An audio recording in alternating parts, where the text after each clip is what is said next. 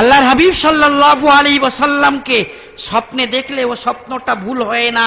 বুখারী শরীফ প্রথম খণ্ড 21 নম্বর পৃষ্ঠায় আবু হুরায়রা রাদিয়াল্লাহু তাআলা আনহু থেকে হাদিস বর্ণিত আছে, মান রাআনি ফিল মানামি ফাকাদ রাআনি ফা ইন্নাশ শাইতানা লা ইয়াতামাসসালু ফি সূরাতি।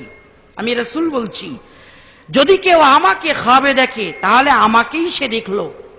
ফা ইন্নাশ শাইতানা লা ইয়াতামাসসালু ফি সূরাতি, কারণ শয়তান আমার রূপ ধারণ করে আমার কোন আশিককে ধোঁকা দিতে পারে না। বলুন সুবহানাল্লাহ। শাহ ওয়ালিউল্লাহ মুহাদ্দিস দেহলভীর মতো মানুষ আল্লাহর হাবিবকে খাবে দেখছেন। ও ওয়ালিউল্লাহ, না, মাযহাব ছেড়ে ইচ্ছা মতো আমল করার অনুমতি তোমার জন্যও নেই। নির্দিষ্ট কোন একজন ইমামের তাকলিদ করে চলো। শাহ ওয়ালিউল্লাহ মুহাদ্দিস দেহলভী বললেন, ইয়া রাসূলুল্লাহ, বুঝে এসেছে, তবে 4 ইমামের মাযহাবের মধ্যে কোন মাযহাবটা কোরআন হাদিসের সবথেকে বেশি নিকটতম এটা আমাকে বলে দেন। রাসূল আকরাম সাল্লাল্লাহু আলাইহি ওয়াসাল্লাম বললেন, নোমান বিন সাবিত আবু হানিফা ইমামে আযম, তার যে মাযহাব সেটাই হলো কোরআন এবং সহিহ হাদিসের সবথেকে বেশি নিকটতম। জোরে বলুন সুবহানাল্লাহ। শাহ ওয়ালিউল্লাহ মুহাদ্দিস দেহলভী আরবি ভাষায় এই কথাগুলো লিখে গেছেন।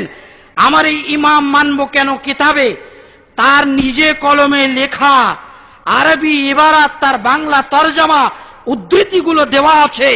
আহলে হাদিস জগতের কাছে প্রশ্ন রয়ে গেল, যদি ইমাম মানা বিদআত হয়, শিরক হয়, তাহলে শাহ ওয়ালিউল্লাহ মুহাদ্দিস দেহলভী সর্বপ্রথম বিদআতি হবেন, মুশরিক হবেন। আর কোন বেদাতি কোন মুশরিকের সনদে হাদিস বয়ান করা যায় না। অতএব কোন আহলে হাদিস ভাই স্টেজে উঠে নিজের কি বলে পরম্পরাক্রমে সনদে হাদিস বয়ান করার অধিকার রাখেন না। কারণ শাহ ওয়ালিউল্লাহ মুহাদ্দিস দেহলভীকে বাদ দিয়ে হাদিস বয়ান করার ক্ষমতা কারণ নেই। বড় আশ্চর্য ফতোয়া।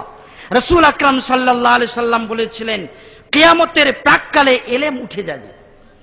বুখারী শরীফ প্রথম খণ্ড কিতাবুল ইলমের হাদিস।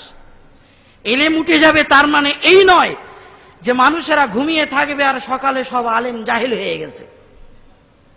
তবে আল্লাহ পাক যোগ্য উলামাদেরকে তুলে নেবেন। যোগ্য উলামা যখন চলে যাবেন তাদের পদ দখল করবে নালায়েক, জাহেল,